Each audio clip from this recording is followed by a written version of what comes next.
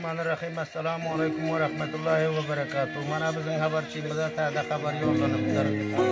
Mana Türkiye'deki, İran'daki, tamam meydandaki misafir gödeklere, emme gödekler salam ediyorlar ziyade. Salama misafira nispet eder. Mana bu salamların ovalı şurubu ve Danaci Bala'dan Ulusvali Kamyap Vilayet-i Cevizcan Danaci Bala Kariyayı.